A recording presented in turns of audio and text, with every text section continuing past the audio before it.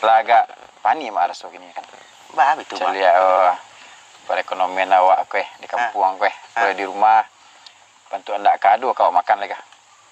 Salah itu tanah kita nak ditanam dak do nak dimakan cem mak. Nah, iya betul. Kan lah tahu kan tanah kita ada banyak, sawah ada dalam jadi. Iya. Jadi rencana mak kawayo ya kan gini ya. Ada sawah dan seketik di ujung tu. Itu kan mak gaden sana. Tu garam mak nama tu mak. Tidak bagaram. Dan cik tu nan tinggal tu nyo lai tu dona kan mak gadai kan. Yo, dek ndak ada rasanya lai kadi pambiak, kadi kemakan iswa. Jadi sementara makonyo ko dapat digaden lah dulu sebentar. Beko ado kita saki, kita tabui balik. Apa ada kan? Hendak bertamu aja di Sultan tu mak. Ko sawanan bagaden di bawah bukit batang tu aduh yo tak tabui sampai kini dah. Sedang diusahawan. Aku nak mak gadai kan pulo.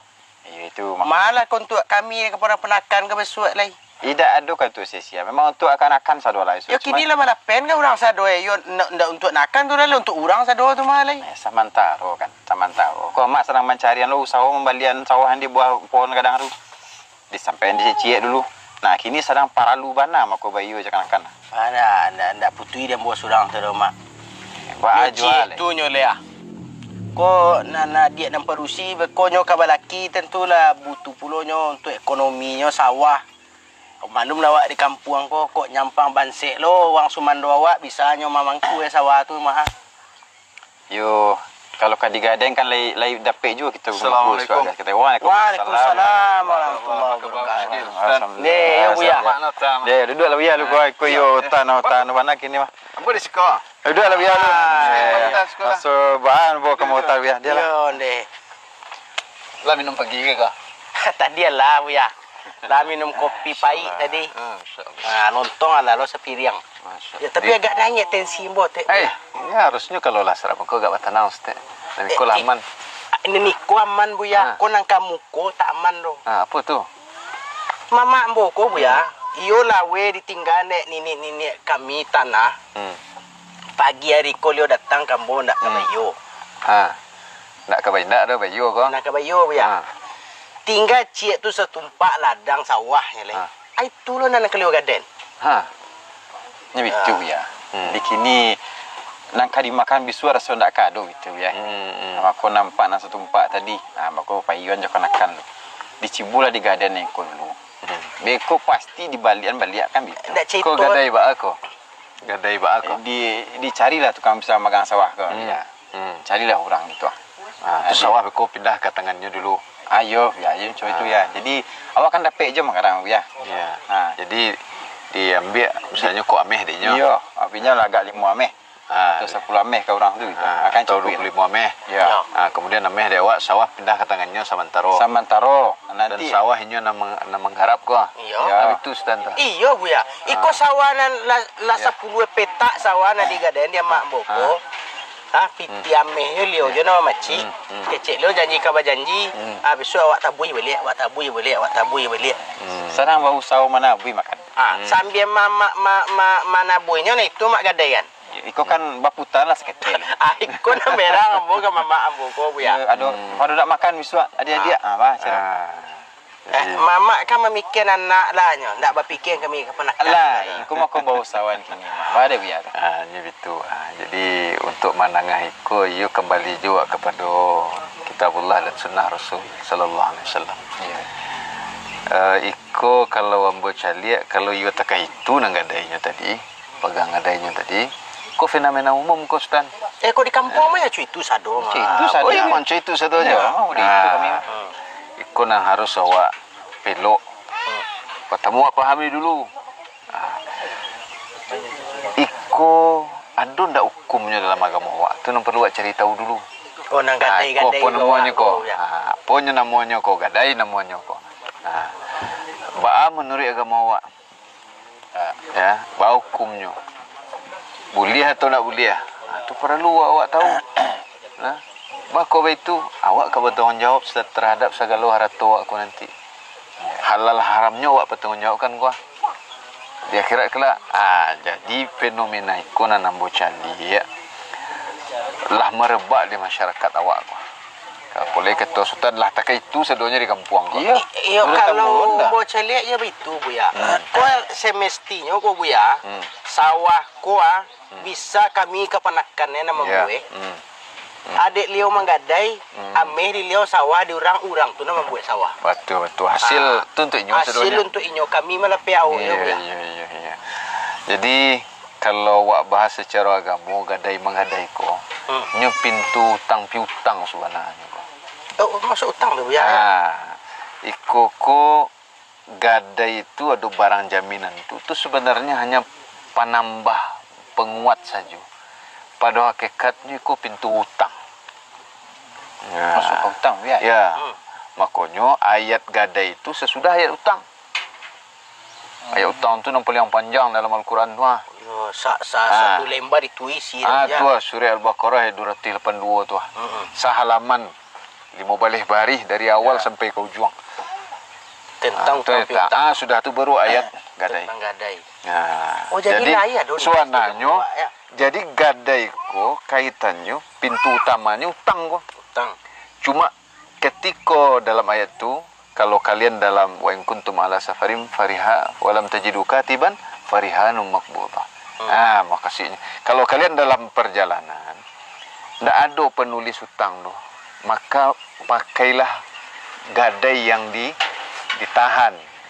Misalnya si Sultan berjalan ke suatu daerah. Yo, habis bekal. Ko aku ya. Ya, habis bekal siko.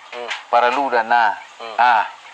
Tentu awak nak kenal dengan orang siko atau apa kata. Tak ada lo penulis misalnya dah.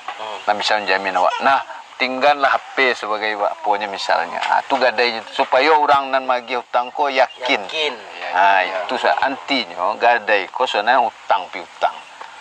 Ya, jamin ya. Cuma ada jaminan.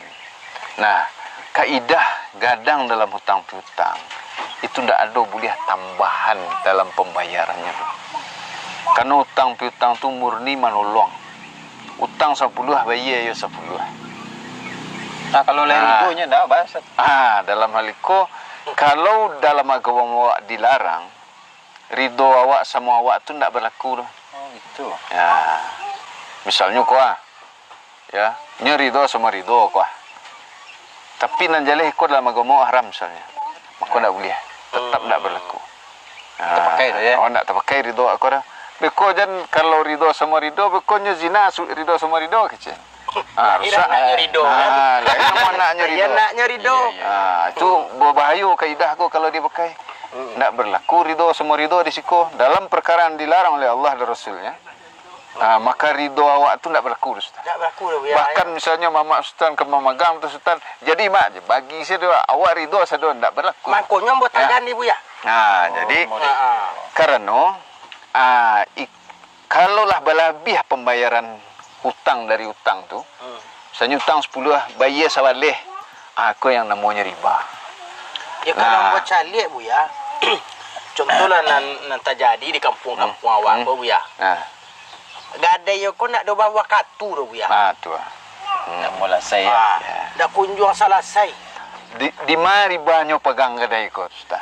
Itu nak buatannya boleh tak faham mama Bu ya. Misalnya kau mama Sultan kau maaf pegang kau sawah kau nyo gadean sawah kau 25 meh. Ya. Dan niko utang kau kan tak berkurang dari nyor kau. Enggak. Tapi tambahannya dari hasil sawah tu nyor manfaatkan sawah. Itu tanda terima kasih ya. Itu namanya jadi riba. Kece awak tanda terima kasih, kece Allah tu riba. Ikolah yang kaidah dasar dalam riba ko yang dijelaskan oleh para ulama awak. Kullu qardin jarra manfaatan fahuwa riba. Setiap pinjaman yang menarik keuntungan kecil apalagi besar itu riba. Jadi mama ambo lah pelaku riba tu ya. Kalau itu nanti karajuan maka ndak nyoba tobat. Ayo itu dia. Tapi ambo terima kasih ya nyoran nolong ambo. Nya pinjam ambo nyo 25 meh. Jawa serang tas sapi ko. Ya. Gue dah sawah gue. Dia tolong terima kasih. Di sekolah nan bantuannya menolong tapi sebenarnya menggolong. Bagaimana itu? Abu Syakil sebagai Mamak Sultan kan menggadean sawah dek karena butuh. Iya betul. Lah. Sudahlah dapat nan sumber pencarian pun diambil orang. Menolong atau menggolong tu. Baaka mansua, baaka mana buih gadai ko balik. Kalau sumber pencariannya hilang je cie-cie. Nah, jadi bahas solusinya sebenarnya. Tujuan gadai itu adalah jaminan agar orang yang meminjam uang ini membayar. Sehingga tatkala sampai waktu yang telah ditetapkan dia tidak membayar, pemilik uang diperbolehkan menjual barang dia lalu mengembalikan sisanya. Mamanya dia pinjam 20 juta. Ternyata tanahnya dijual 30 juta, maka 10 juta dibalikin. Yang terjadi di masyarakat, mereka menggadaikan sawah, maka mereka menggadaikan kebun. Jadi kebunnya yang digadaikan. Seharusnya bukan kebunnya yang digadaikan, bukan sawahnya yang digadaikan, tapi surat kepemilikan sawahnya, sertifikat, itu yang digadaikan sebagai jaminan bahwa dia mau bayar. Dan ketika digadaikan, pemilik uang tidak punya hak untuk menggarap sawahnya, untuk mengambil hasil kebunnya, nggak boleh. Kalau dia mengambil, berarti dia mengambil kelebihan.